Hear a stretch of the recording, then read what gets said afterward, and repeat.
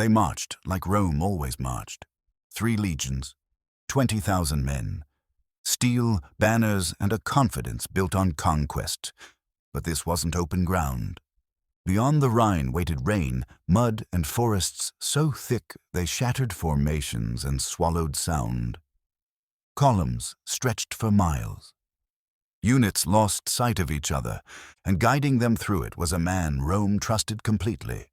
Arminius, a Germanic noble trained by Rome itself. What the legions didn't know was that the road ahead wasn't a route. It was a funnel.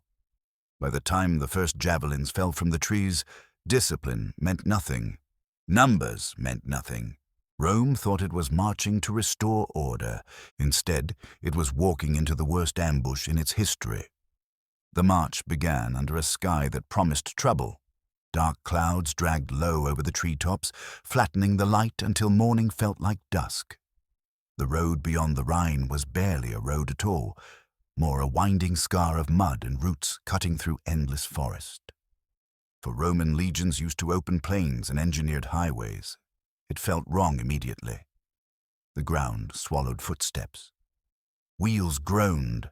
Armor creaked with damp weight. Still the column moved forward. Publius Quinctilius Varus rode near the center, surrounded by officers and standards. 3 full legions marched with him, 17, 18, and 19, along with auxiliaries, camp followers, traders, and families. This was not a strike force. It was an administrative march, heavy with baggage and confidence. Rome believed the region pacified. The men marched like men returning from duty, not entering danger. The forest watched. Trees crowded close enough to brush shields, branches arched overhead, breaking the sky into jagged fragments. Visibility collapsed to a few dozen yards at best. The column stretched longer and longer as wagons bogged down in mud. Cohorts lost sight of each other. Trumpets sounded orders that arrived warped and late, swallowed by rain and leaves. Varus trusted the man riding ahead of him, Arminius.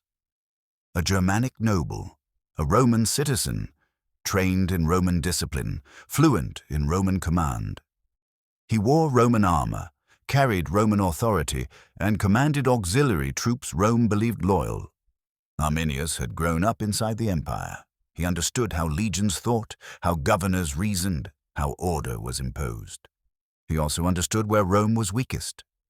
When reports came in of unrest among the tribes ahead, villages stirring, rumors of rebellion, Varus saw nothing unusual. These lands were never quiet for long. Arminius advised a detour, a shorter route through the forest to reach the trouble quickly and restore control. Varus agreed. It sounded efficient, it sounded reasonable, it sounded Roman. Arminius requested permission to ride ahead and gather allied forces. He would return with support. He would secure the path. He would ensure the legions met no resistance.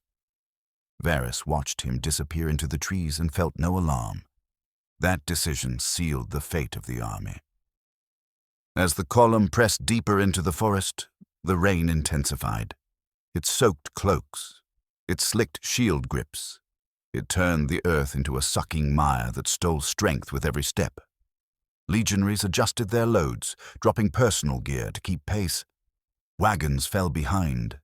The line stretched thinner. And then, without warning, the forest struck. A sharp crack echoed through the trees. A mule screamed and collapsed, a javelin buried deep in its flank. A wagon lurched sideways and overturned, blocking the path. Shouts erupted. Before officers could react, more missiles fell, spears, stones, javelins, flying from the trees at odd angles. Not a volley. Scattered hits, precise, controlled. The column halted in confusion. Legionaries raised shields, but there was no clear direction to face.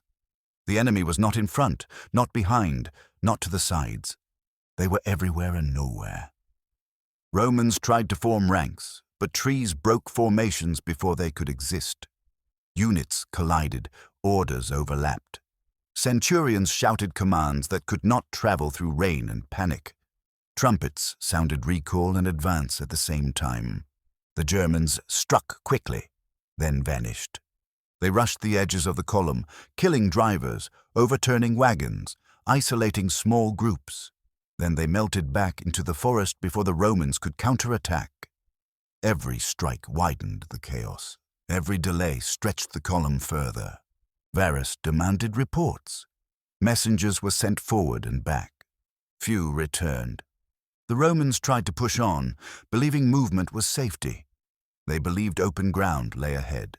They believed this was harassment, not war. But the forest offered no relief. The path narrowed. The mud deepened.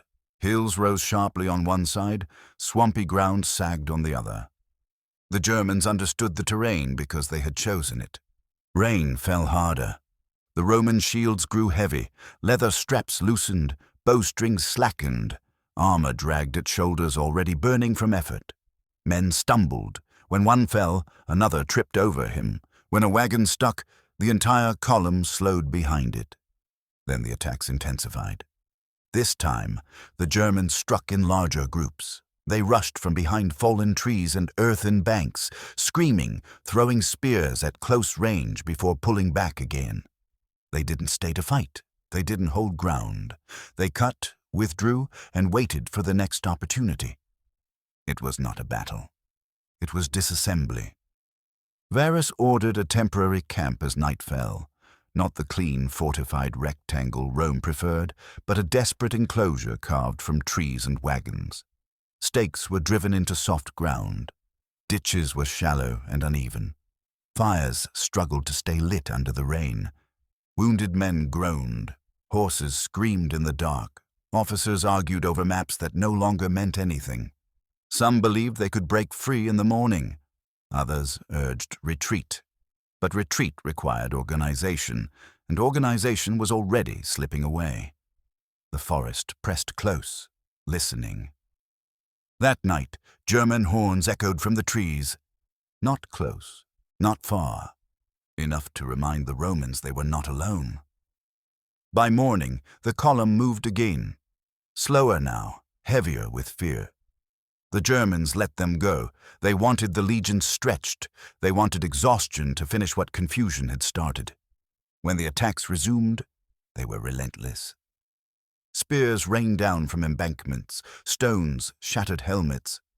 Roman attempts to charge uphill collapsed in mud and roots. Every time a cohort tried to pivot, another strike hit somewhere else. The enemy dictated tempo. The Romans reacted too slowly. This was the moment Varus understood. This was not a revolt. This was an execution planned months in advance. The forest itself had been shaped for it. Trees cleared for sight lines. Paths narrowed intentionally. Earthen walls raised behind foliage. The Germans had not waited for Rome to arrive. They had prepared. By the end of the second day, the legions were no longer legions. They were fragments. Groups clinging to standards, fighting to stay together in a place designed to tear them apart. Discipline still existed, but it was shrinking, folding inward under constant pressure. Ahead, through rain and mist, something new emerged. A long earthen barrier cutting across the path. Behind it, movement, shadows, spears, waiting. The forest had one more room prepared for Rome, and the legions were about to step inside it. The wall should not have been there. It rose low and uneven from the forest floor, a long earthen barrier, reinforced with timber, running across the narrow corridor like a scar. To a Roman engineer, it was crude. To a Roman commander, it was terrifying. It meant preparation. It meant intention. It meant the enemy had not merely reacted to the legion's presence. They had shaped the land to receive them. The column slowed as it reached the barrier. Wagons jammed, cohorts compressed. Men at the front pressed back against those behind them, unaware that the worst possible shape was forming by force alone. Officers shouted to deploy, to form a line, to clear the obstacle. But there was no space to deploy into. Trees boxed them in. Mud stole their footing. And then the forest erupted. German warriors surged from behind the wall, shields raised, spears flying at close range. Others struck from the slopes and thickets on either side, raining missiles into the trapped mass. The Romans tried to answer with discipline, locking shields, pushing forward, but every step forward meant climbing slick earth under fire. Men slipped, formations broke apart, orders died in the rain. This was no longer an ambush at the edges. This was a kill zone. Varus rode forward into the chaos, shouting commands, trying to restore order. He ordered the legions to force the wall, to punch through and reach open ground beyond. It was the only option left, but the enemy had anticipated that too.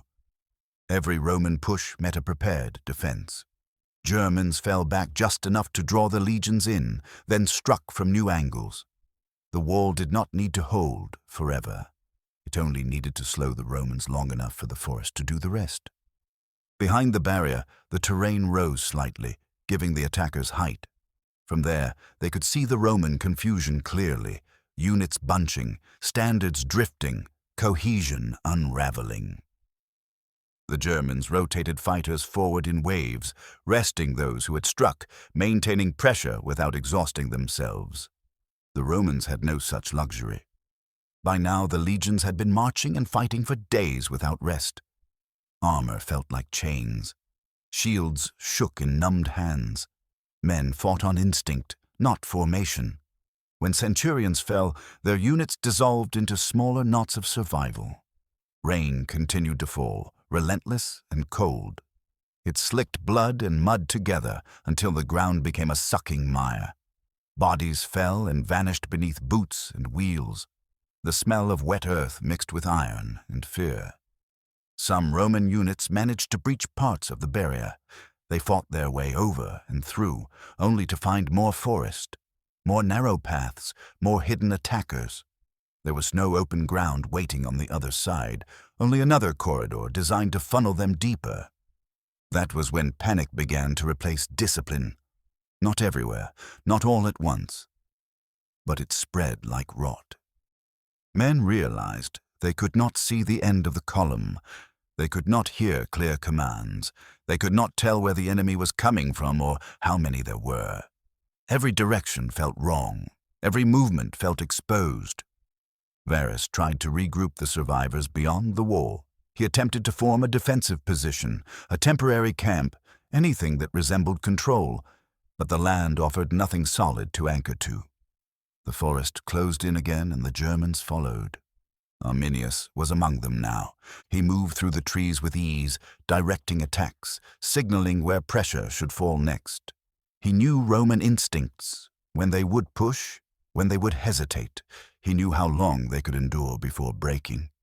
This was not hatred driving him, it was calculation. The Germans no longer struck only at the edges. They began to hit the center. They rushed isolated standards. They targeted officers deliberately. Each successful strike removed another piece of Roman command. By the third day, the army was no longer moving as one. It was breaking into pieces. Some groups tried to retreat along the path they had come. They were cut down from the rear. Others tried to flee into the forest. They vanished. A few fought their way uphill, hoping height would give them vision and control. The Germans let them climb, then attacked from above. The forest was no longer just terrain, so it was a weapon. Varus saw the end coming before most of his men did. He understood what Roman commanders were taught to understand. When an army loses its ability to function as an army, it ceases to exist. Survival becomes individual. The Republic's authority ends not with defeat, but with disintegration. Wounded, exhausted, and surrounded, Varus made a decision that ended Roman command altogether. Rather than be captured, rather than watch the legions dissolve into helpless slaughter, he fell on his sword. With his death, the last thread of centralized command snapped. What followed was not a battle. It was a collapse. Roman resistance continued in pockets. Small groups formed shield walls around their standards and fought until they could no longer hold them upright. Others attempted desperate charges through the trees, only to be cut down by enemies they could not see. The Germans pressed in, methodical and patient. They did not rush. Time was on their side. Every hour weakened the Romans further. Hunger, exhaustion, and fear finished what steel began. By the time the rain finally eased, the forest floor was littered with the remnants of Rome's presence: broken shields, snapped spears, abandoned armor. The legions that had marched in order now existed only as scattered symbols swallowed by trees and mud. 3 Roman legions ceased to exist in that forest, not defeated in a single clash, not broken in open battle, erased. When silence finally fell, it was not peace, it was absorption. The forest closed over the ground as if nothing had happened. Paths vanished. Bodies disappeared beneath leaves and earth. The land reclaimed the space where Rome had tried to impose itself. Messengers who escaped carried the news westward, their words stumbling over disbelief. Legions destroyed. Eagles lost. A governor dead. An army gone. Rome would not believe it at first, but the Rhine frontier would never move east again. The news did not travel quickly. It couldn't. There were no clean roads out of the forest, no organized retreat, only fragments of men slipping westward through rain and fear, carrying stories that sounded impossible even as they spoke them. Some arrived without armor, some without weapons, a few without words at all. When the first reports reached the Rhine forts, officers dismissed them as exaggeration. Skirmishes happened. Columns were harassed. Supplies were lost. That was expected beyond the frontier. But entire legions? 3 of them. That kind of disaster belonged to history books, not to the present. Then the eagles were accounted for. Or rather, weren't. The sacred standards of Legions 17, 18, and 19 had vanished. Not withdrawn, not recovered. Gone.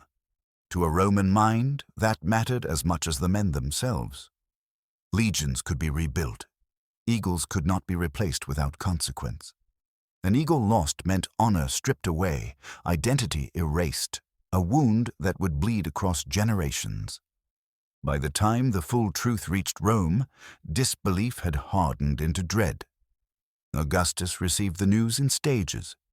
First rumors, then confirmation, then silence. He was an old man by then, ruling an empire that stretched farther than any Roman had once believed possible. He had spent decades expanding its borders, taming provinces, reshaping the world into something orderly and Roman. Teutoburg shattered that order. The emperor reportedly walked the halls of his palace in the night, calling out the names of the lost legions. "Give me back my legions," he's said to have cried. Whether the words were spoken or not mattered less than the truth behind them. Rome had believed its system was flawless.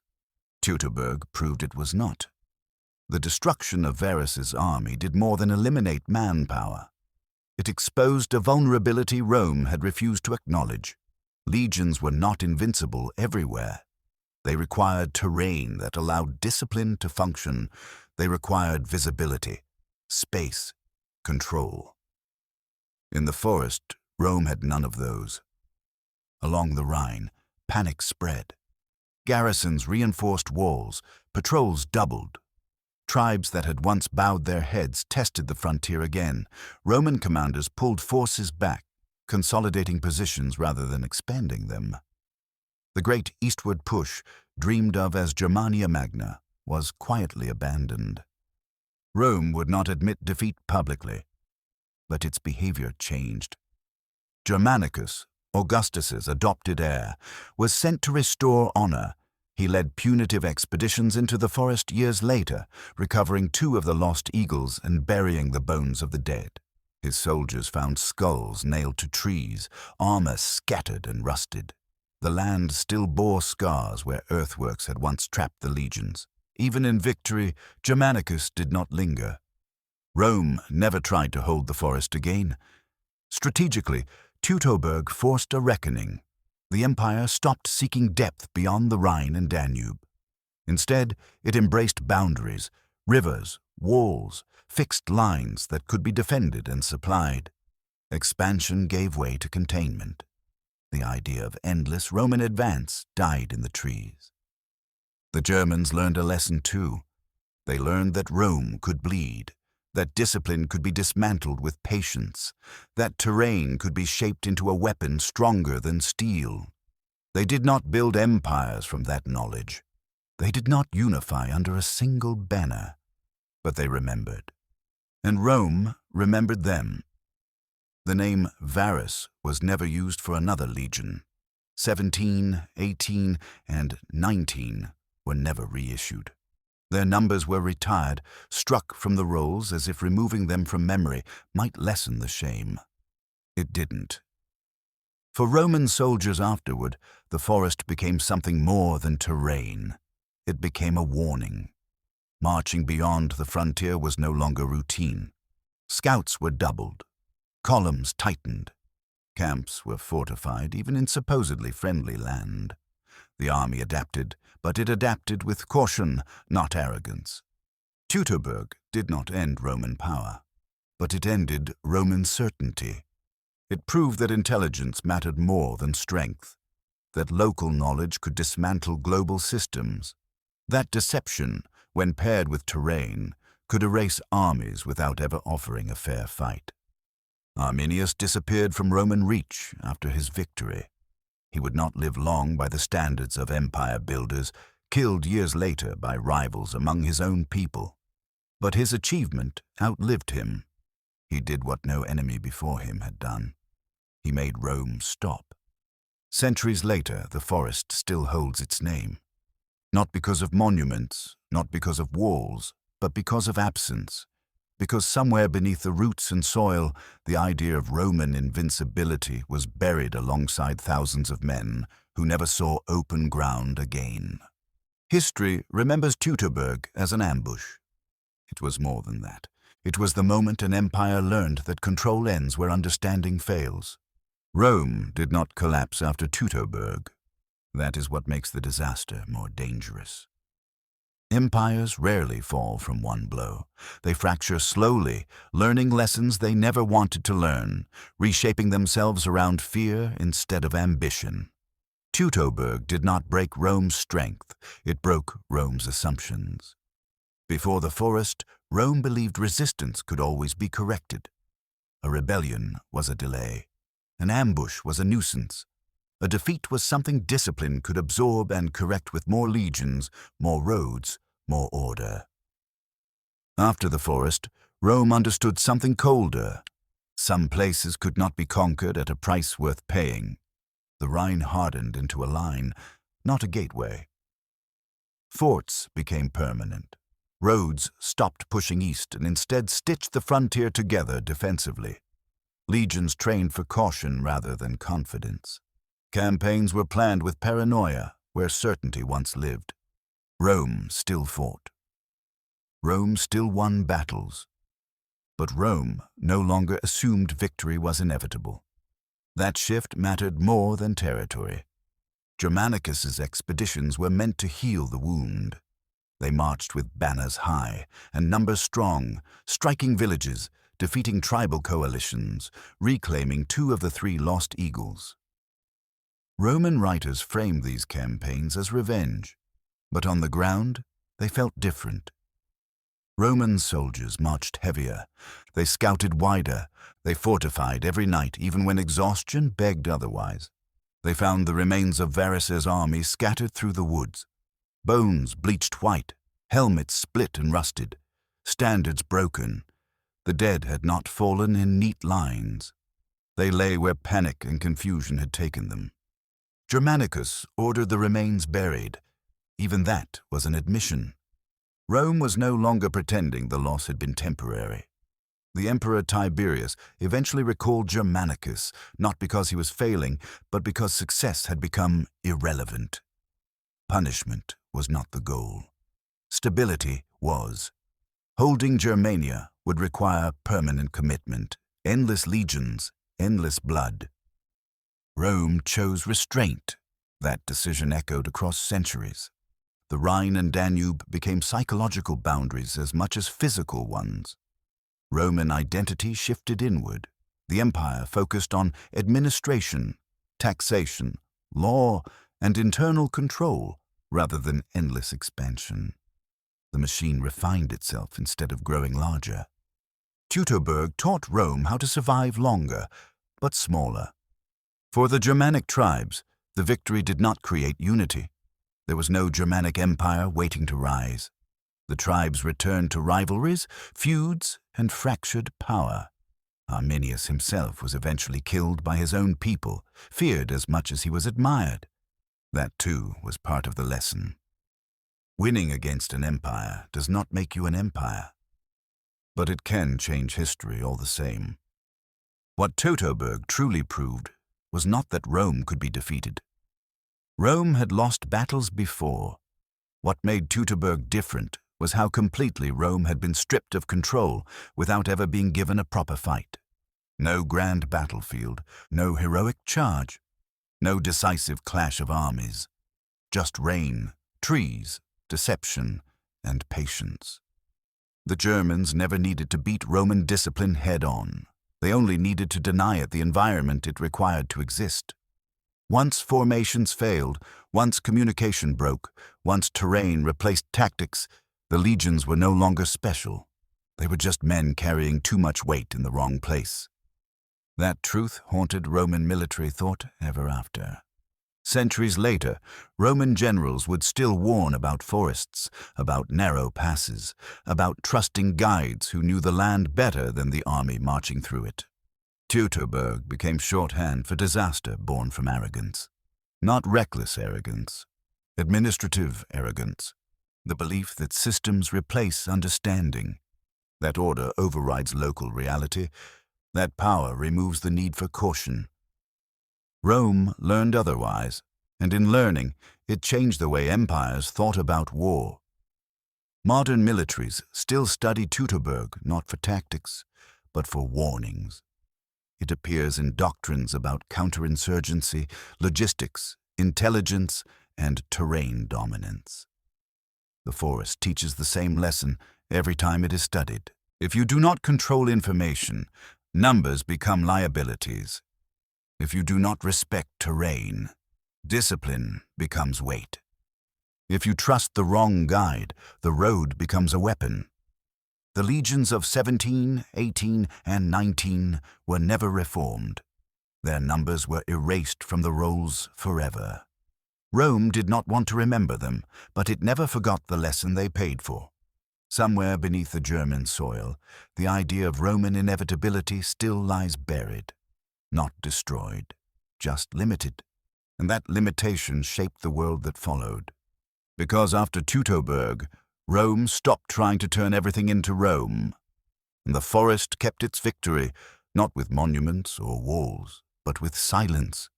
History remembers the ambush. It forgets how quietly empires change direction when fear finally teaches them what force could not.